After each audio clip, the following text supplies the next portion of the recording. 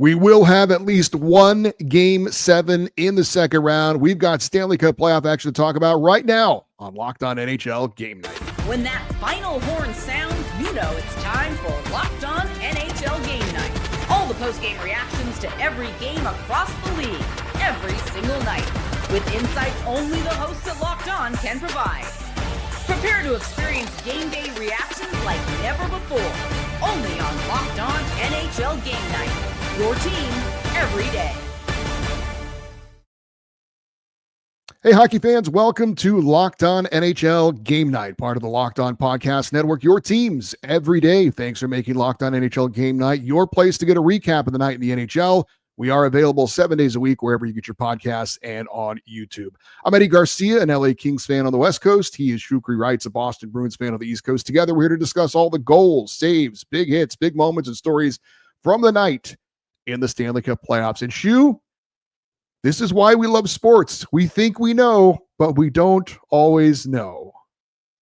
Sometimes you just got to watch the leaf fall where it may. And sometimes it lands where you least expect it.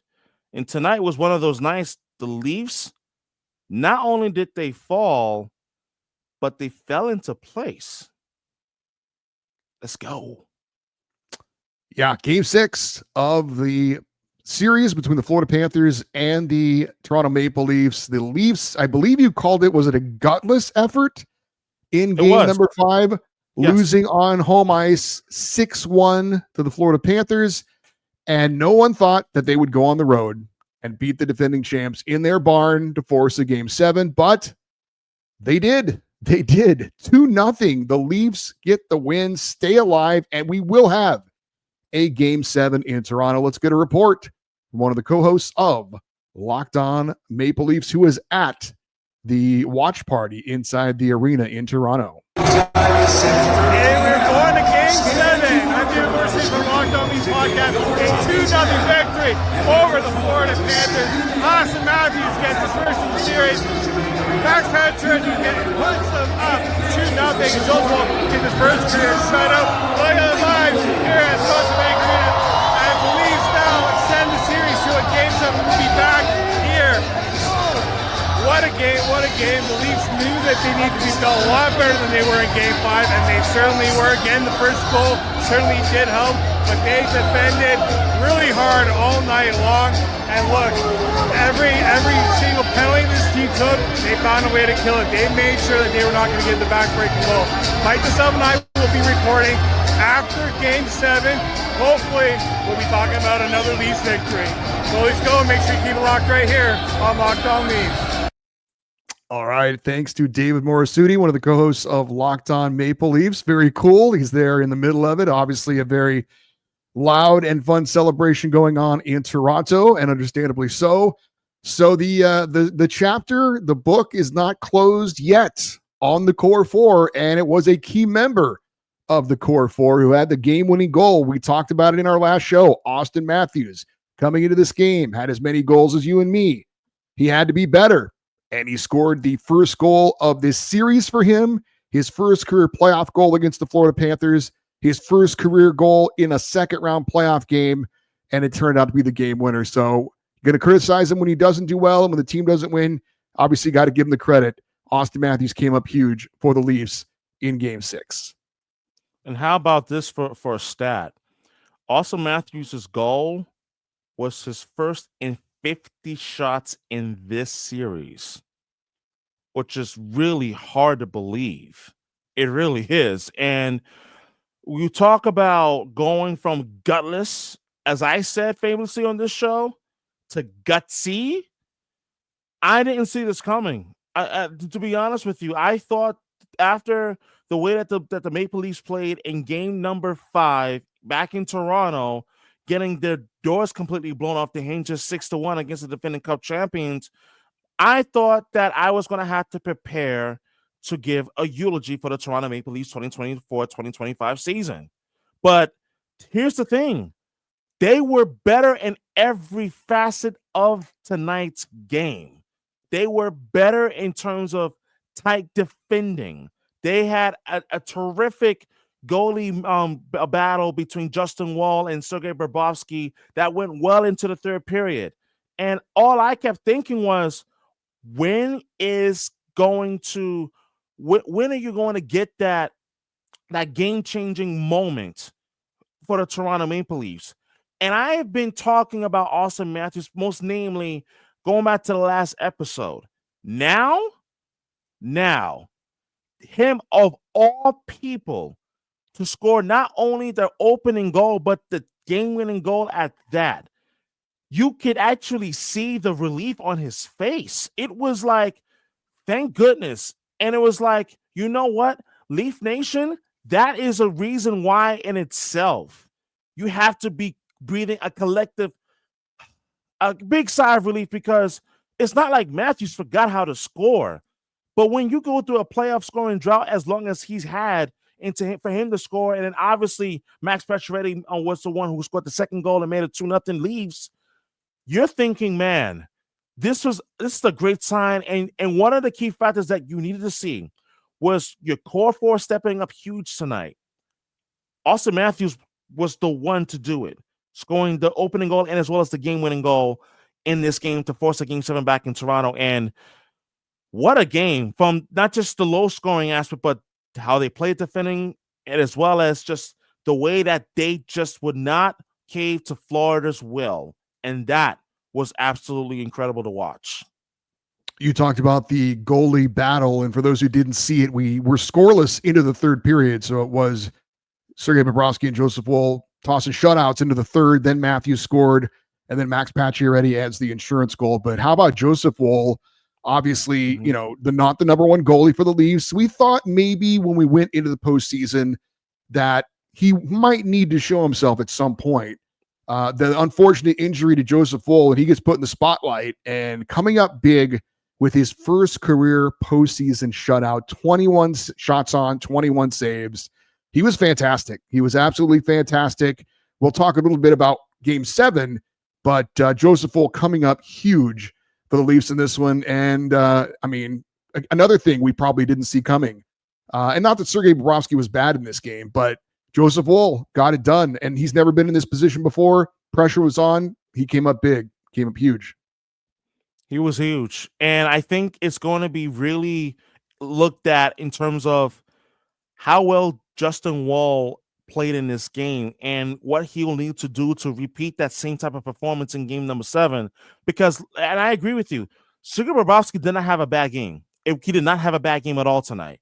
But I do believe that when you consider the fact that Max Domi played a gutsy performance tonight, did not allow too many scoring opportunities in this game. Obviously, Morgan Riley was huge.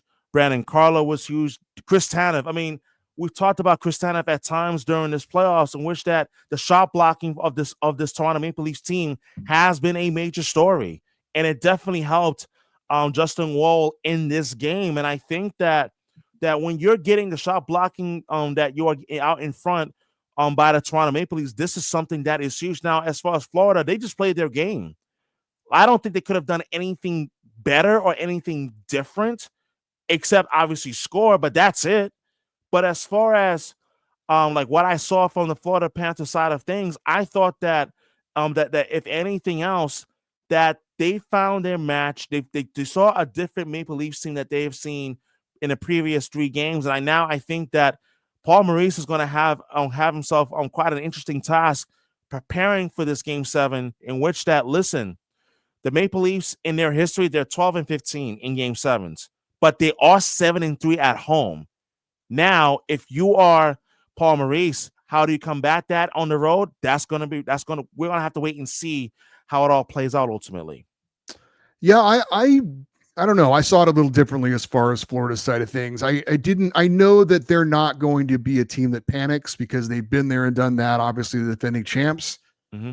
I don't know. I kind of thought I needed to see a little bit more urgency from them in this one. Look, it's a scoreless game going into the third, so obviously, it was anybody's game at that point. But it was like they were kind of like, yeah, it'll work itself out. And then when it didn't, they were kind of like, oh, we don't have an answer now for this. So I don't know. I thought the Panthers, I had a lot more confidence that they would close it out because that's what they do. Then the Leafs would be able to pull out this win. It was kind of both for me. And it turned out to be the opposite. The Leafs made the plays when they had to. They came up clutch, and Florida just didn't have a pushback late in the game after the Austin Matthews goal. We are going to talk about game number 7. We're going to get right back into Leafs versus Panthers. We'll do that next here on Locked On NHL Game Night.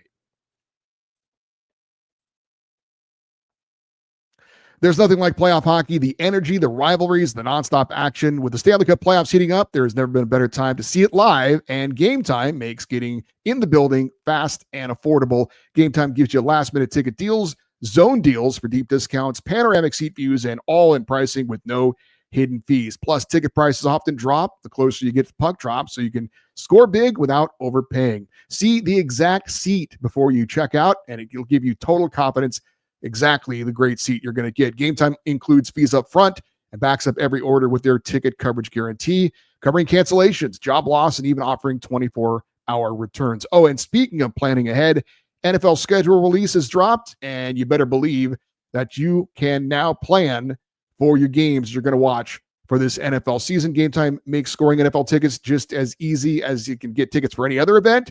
You can take the guesswork out of buying tickets again with Gametime. Download the Gametime app, create an account, and use the code LOCKEDONNHL, and you'll get $20 off your first purchase. Terms apply. Again, create an account, redeem the code LOCKEDONNHL for $20 off. Download Gametime today. Last-minute tickets, lowest price, guaranteed.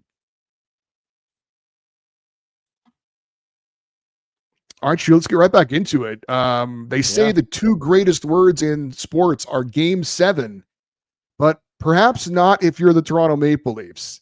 I know you know a little bit about this personally as a Bruins fan, so let's go down the list here of Game 7s for the Toronto Maple Leafs. 2012-13, they lost Game 7 in Boston, 5-4 in overtime. They blew the 3-1 series lead in that one. In the 2017-18 season, they lost the Game 7 in Boston to the Bruins. In 2018-19, they lost the Game 7 in Boston to the Bruins. You don't have to enjoy this that much. In 2020-21, they lost the Game 7 to the Canadiens. They choked. I was in Toronto. Yep. 2021-22, they lost the Game 7 to the Lightning in Toronto.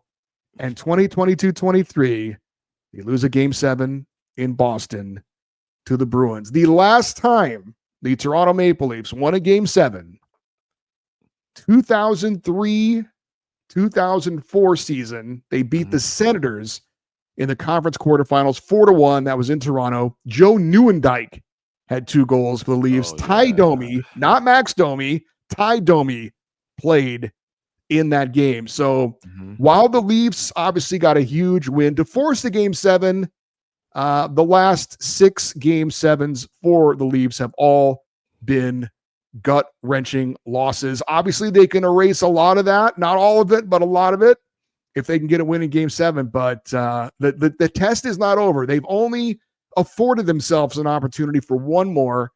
It is on home ice, but there's still some demons left for the Leafs to obviously overcome when it comes to a Game 7.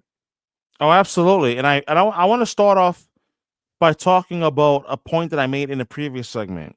They're 12-15 in their history in Game 7s, but they're also 7-3. But here's what's interesting, and this is something that I think that is going to be looked at constantly over the next 24 to 48 hours, and that is the head coach's records in Game 7s. Craig Berube is 2-1. Good news for the Toronto Maple Leafs. Why? Because that also includes Game 7 of the 2019 Stanley Cup Finals, which unfortunately came against at the cost of the Boston Bruins. But the Panthers, they're 3-1 all-time in Game 7s. They're including 2-0 on the road. But keep in mind of something else that's also interesting. Remember the night of Game 7 between Dallas and Colorado? We were talking about Peter DeBoer, his record in Game 7s.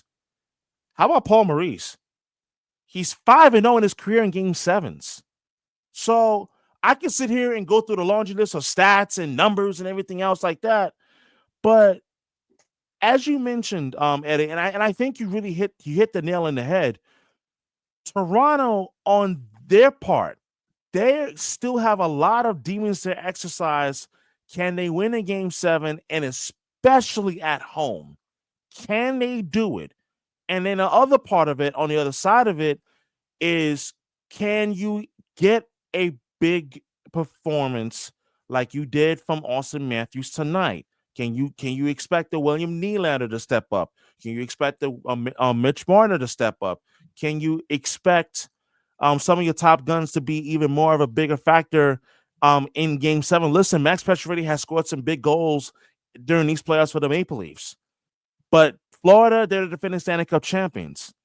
But also, I do think what is also going to be interesting for the Panthers, they have some guy named Brad Marchand who has 7 career points in 12 career Game 7s. And that's, of course, all of it was with the Boston Bruins.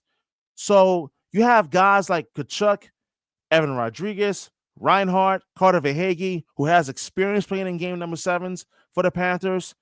Now it's going to be interesting. And this is why Game 7 is going to be so compelling between the Leafs and the Panthers come Sunday night.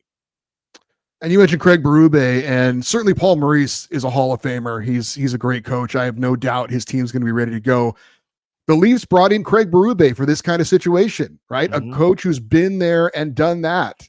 You know, Sheldon Keefe, he did an okay job, but he didn't have that big game experience. They know now they have a coach that they can rely on in the big moment that can make the big decisions, obviously winning a Stanley Cup with the St. Louis Blues. But again, that's why they brought him in. They brought him in to win big games. They got it done in Game 6.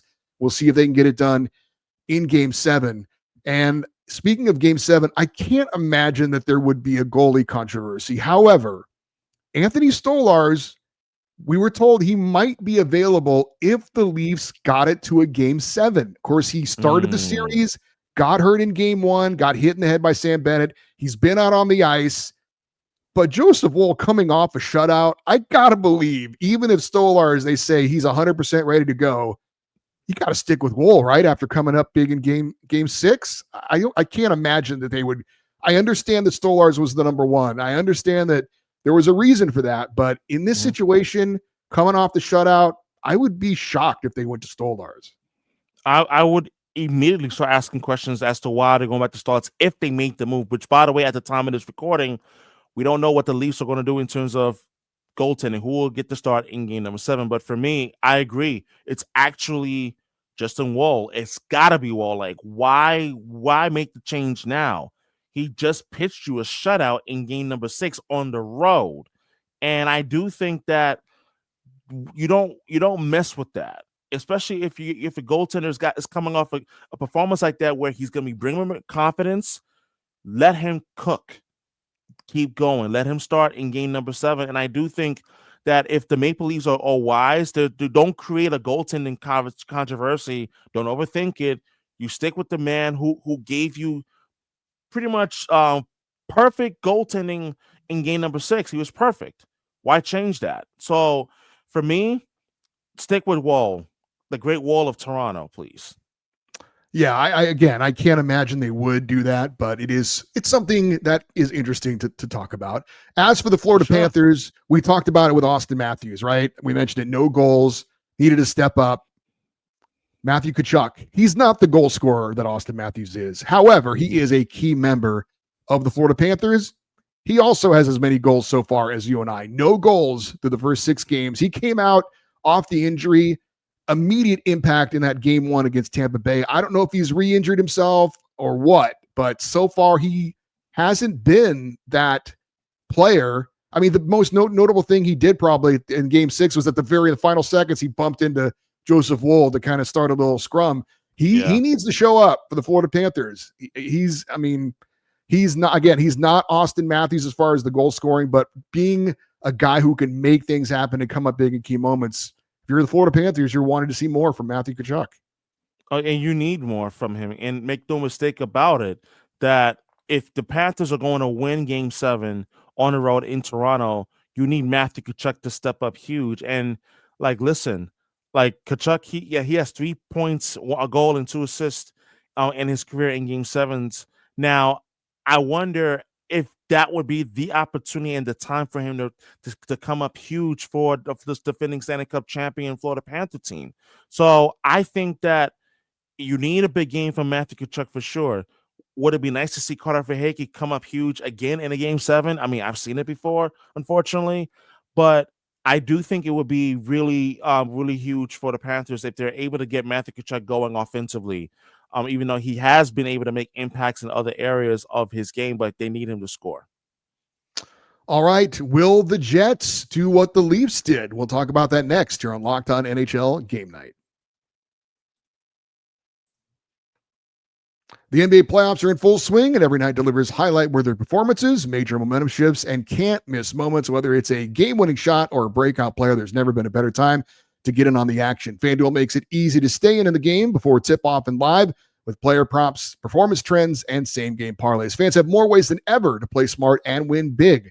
Which players are showing up in the biggest moments? How could tracking their trends help you build your next big bet? What would it look like to combine a live prop bet mid-game based on how the action unfolds? If you've got a read on who's heating up, why not back it up with a same-game parlay? Could a $200 bonus bet add to the excitement if your first $5 bet hits? New to FanDuel, it's the perfect time to sign up. Head to FanDuel.com and place your first $5 bet. If it wins, you'll get $200 in bonus bets. Make every moment more with FanDuel, the official sports betting partner of the NBA. All right, we've got one playoff game coming up on Saturday. It is Game 6 with the Dallas Stars hosting the Winnipeg Jets. And if you love lists, then you love this show because I talked about the list of Game 7s for the Maple Leafs. Yep. How about the list of road playoff games for the Winnipeg Jets? We will start in the 2024-25 season, this season. Game 4 at Dallas, they lost 3-1. Game 3 at Dallas, they lost 5-2. Game 6 at St. Louis, they lost 5-2. Game 4 at St. Louis, they lost 5-1. And Game 3 in St. Louis, they lost 7-2. Last season, 2023-24, they lost Game 4 in Colorado 5-1. They lost Game 3 in Colorado 6-2. And in 2022-23, they lost Game 5 in Vegas 4-1. And they were able to get also they were losing in Vegas 5-2 in Game 2 as well. Their last win in a road playoff game, April 18th, 2023, they scored 3 third-period goals to beat the Vegas Golden Knights in Game 1 of their series 5-1. Pierre-Luc Dubois was the number 1 star of that game for the Winnipeg Jets. Wow. With a goal and an assist. And Connor Hellebuck was in net. He allowed 1 goal on 17 shots. Now, we didn't think the Leafs were going to win on the road and force a Game 7 back home. And guess what? We don't think the Jets are going to win on the road. At least I don't, and I don't think you do either, to force a Game 7. But as we heard at the top, we don't always know. We love Game 7s. I hope we see a Game 7. I don't have a rooting interest, but Game 7s are awesome. But when it comes to the Winnipeg Jets and winning on the road, obviously, I think it's fair to say a lot of people will believe it when they see it. I personally don't want to see a game number 7 between the Jets and Stars, only for the mere fact that if you're the Dallas Stars, put your foot on the necks of the Winnipeg Jets, please. Like, I don't have a rooting. That's what I thought the Panthers are going to do.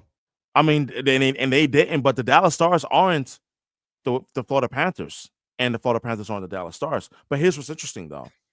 The Stars, out of 11 goals that they have scored against the Jets this series, 8 of them have come on home ice.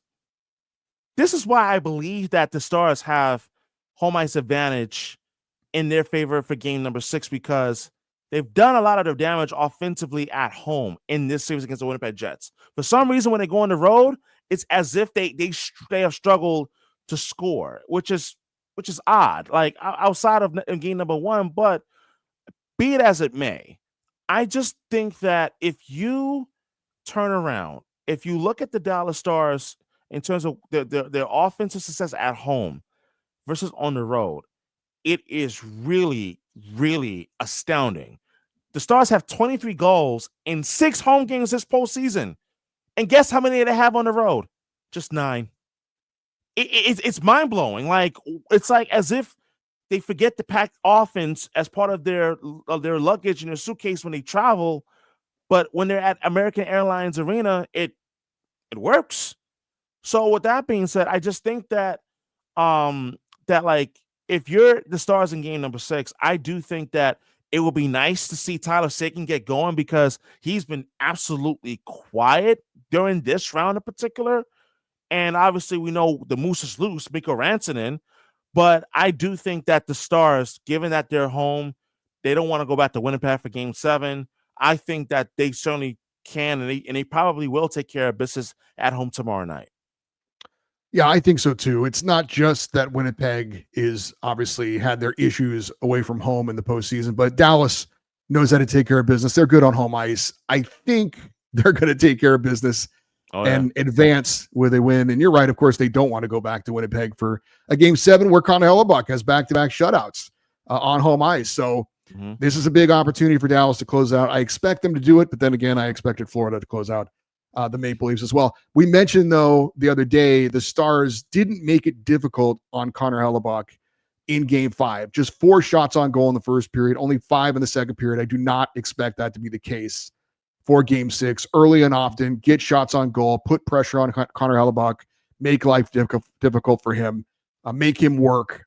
I mean, if he makes the saves, you tip your hat to him. But again, 9 shots in the first 2 periods, that's obviously not going to get it done. So let's look for the Stars to be very, very active, putting shots on goal, especially right off the bat, right in the first period. Let's see if they can do that. I think they will. I certainly think they will. And I think one of the things that I really look at in terms of the Stars, in terms of like X factors, and I talked about Tyler Seguin already, but I do think that Matt Duchene is another one. Like, when is he going to get going? Because he hasn't scored a goal in the playoffs so far, but he has the 5 assists in the 12 games. But I wonder, does he finally begin to wake up offensively tomorrow night in game number 6? And I do wonder if you're the Winnipeg Jets, you played the best game of your playoffs in game number 5. And I thought that that like the way that Connor Hellebuck looked was by far the best that he looked throughout this entire playoffs. And not only just that, Nikolai Ehlers, he was huge in game number 5 for Winnipeg. But I just also wonder, if you're the Jets, can you duplicate the same style of play that you played at home in game 5 and apply it on the road? That is going to be the big question for me as it pertains to the Winnipeg Jets. And I do think that, in conclusion, if you're the Dallas Stars, like you certainly are hoping that you get your big guns outside of Mikko Rantanen, and I mentioned Tyler Seguin already, and as well as Matt Duchene, for them to get going offensively. I think that would be really huge for the Stars. Well, the Carolina Hurricanes and Edmonton Oilers still waiting to see who they will face in the conference finals. We do have some news real quick on the Edmonton Oilers goalie. Calvin Pickard is not going to be ready to start the Western Conference final. So Stuart Skinner will be in for at least game 1. Back-to-back shutouts, though, for him after losing his starting job back in the beginning against my LA Kings. So it's been a very interesting goaltending carousel for the Oilers, but they've got it done so far to this point. We'll see if they can keep it going. Also, defenseman Mattias Ekholm still out for the Oilers. They were hoping maybe he could come back in the conference finals, but at this point, they're saying he will not be available early in the series. If it goes on for a deep series, maybe he can come back, their best defensive defenseman. It's amazing they've been as good as they have, missing him and having the goalie situation they have had so far. Oh, certainly. And I'm sorry, and just real quick, and certainly I think that like, if you're the Oilers, like, if like they should continue to they're going to be fine without Mattias Ekholm.